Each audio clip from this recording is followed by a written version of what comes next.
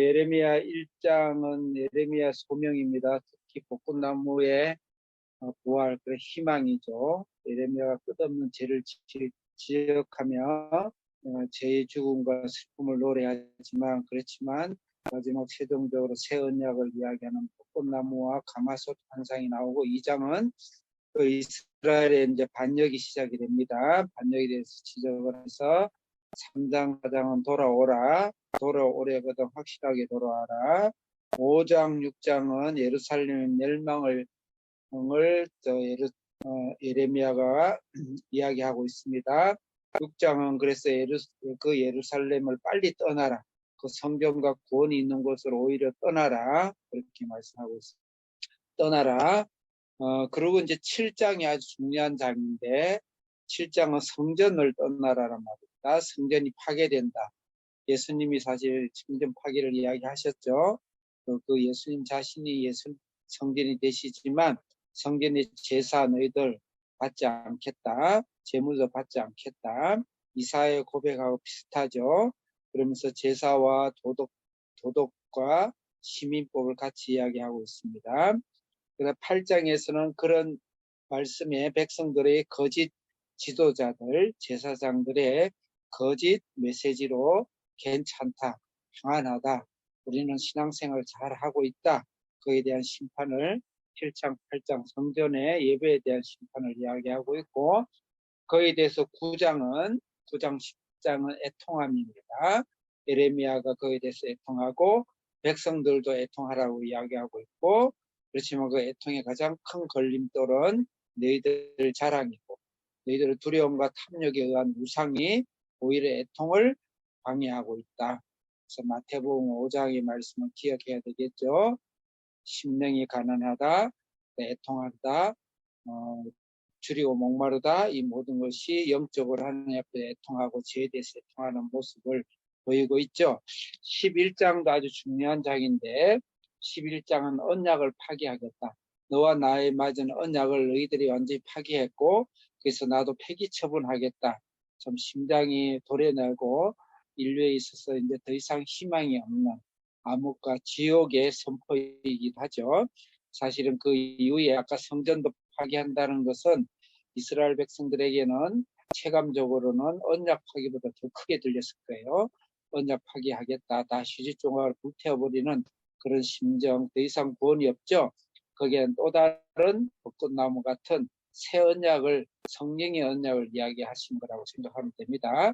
그래서 우리는 죄에 대해서 반드시 애통하고 그 후에 예수의 보혈로 치료를 받는 반드시 그런 마음을 가지고 예레미야를 읽어야지, 예레미야를 읽고도 죄가 무엇인지를 전혀 마음이 고통 없는 사람도 문제가 되고, 예레미야를 읽고 좌절과 근심과 고통과 그다음에 그 걱정과 근심과 두려움에 쌓여 있는 사람도 신앙이 없는 사람이죠. 그 배후에는 바로 다 폐기 처분하고 새 보혈, 새 언약을 주신다는 말씀입니다. 12장은 아나돗에 오히려 그 말씀부터 회개해야 되는데, 예레미야의 고향 사람들이, 가장 잘 아는 고향 사람들이 예레미야를 죽여버리겠다 그러면서 예레미야는 그것과 함께 포도원 이스라엘 전체를 하나님이 뽑아버리는 예언을 합니다. 13장도 중요한 장이긴 한데, 세마포 옷에 유브라데 강에서 물을 묻혀와라. 세마포는 제사장이 입는 옷이라 그랬죠. 가죽 부대에 포도주 예수의 보혈을 채워야 되는데, 오히려 세상의 탐욕과 향락의 죄의 포도주를 담는 그것을 하나님께서 심판하시겠다. 그래서 14장에는 가뭄으로, 기근으로 심판을 하신다. 그래서 앞으로는 나한테 복을 구하지도 말고 제사를 나는 받지도 않겠다. 지속되는 말씀이죠. 15장은 4가지 심판을 이야기하고 있습니다. 칼의 심판.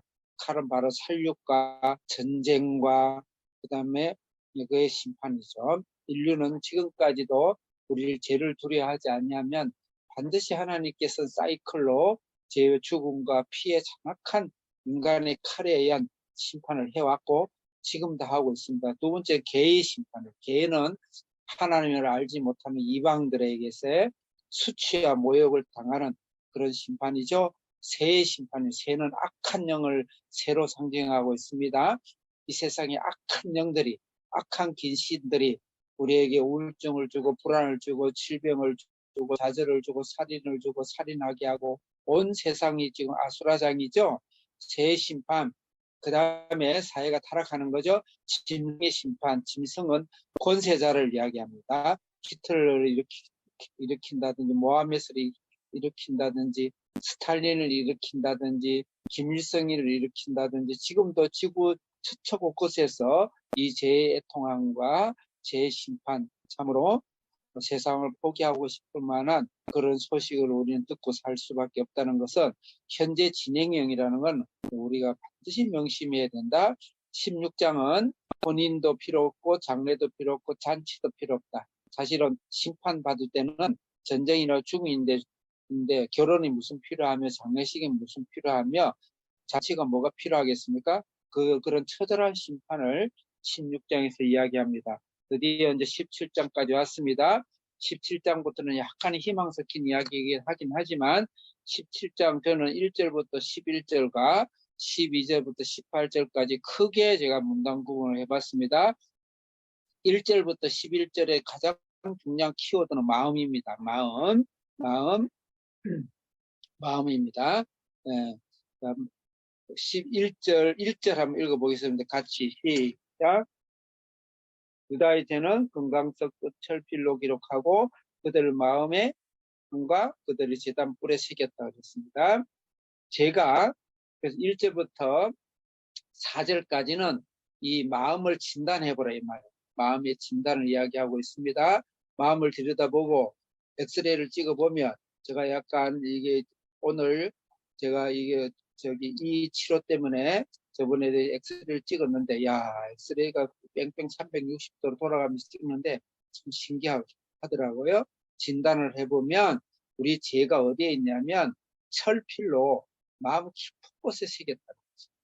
그래서 중요한 것은 죄가 죄된 것은 마음인 거예요. 다시 말해서 죄를 해결하는 것은 마음을 고치는 것이지 단순히 죄를 닦고 죄를 갈고 한다고 죄가 해결되는 게 아닙니다.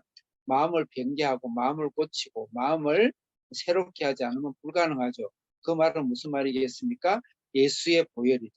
제단 뿔까지 갔어요. 제단 뿔은 지성소에 보면 언약궤의 양쪽 모퉁이에 뿔이 있습니다. 거기까지 아무리 갔다 하더라도 그 위에 예수 그리스도의 십자가의 피를 붓지 않으면 어떤 소용도 없어요. 그래서 마음을 바꾸는 것은 죄를 해결하는 것은 마음을 고치고 바꾸는 것이며 마음을 고치고 바꾸는 건 예수의 보혈밖에 없다. 이렇게 보시면 됩니다. 그 다음에 5절부터 8절까지는 그 마음이 하는 기능입니다. 마음이 하는 일은 무슨 일을 해야 되느냐?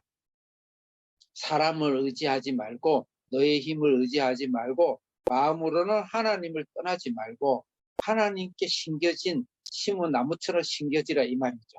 하나님의 말씀과 성령 안에서 마음을 거해야 된다 이 말입니다.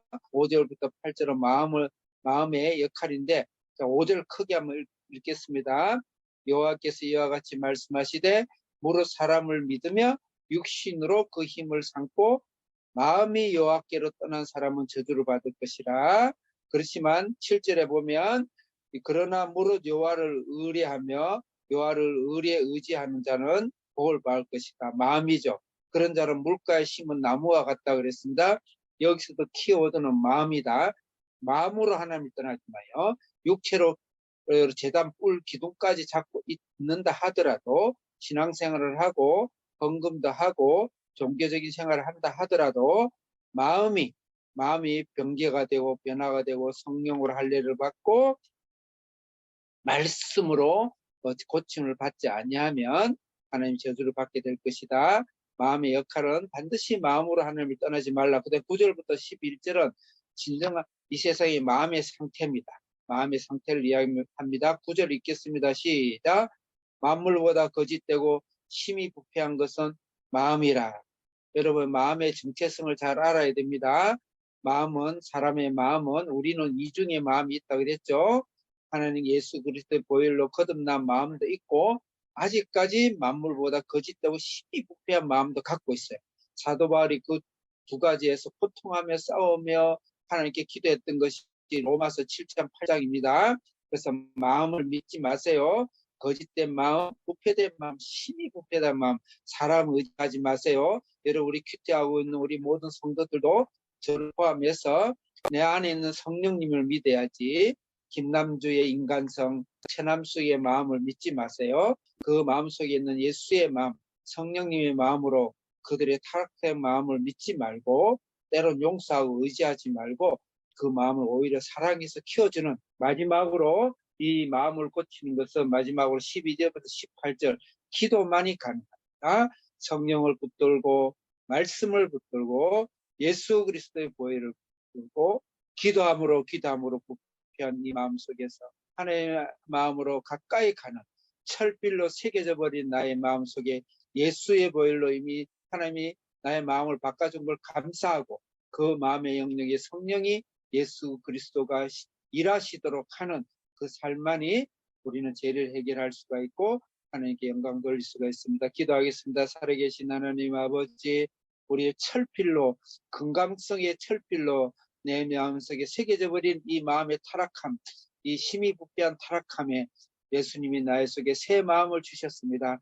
우리는 헛마음과 새 마음에 왔다 갔다 하지만 성령을 붙들고 예수 그리스도를 붙들고 기도와 성령으로 하나님 앞에 나아가서 우리 인생을 정복하고 세상을 정복하고 수없는 사람들을 구원케 하는 일을 감당하게 하여 주시옵소서. 예수님 이름으로 기도합니다. 아멘. 할렐루야. 오늘도 성령이 일하시고 마음판을 바꾸시는 그런 삶에 성공하시길 바라겠습니다. 할렐루야. 내일 뵙겠습니다.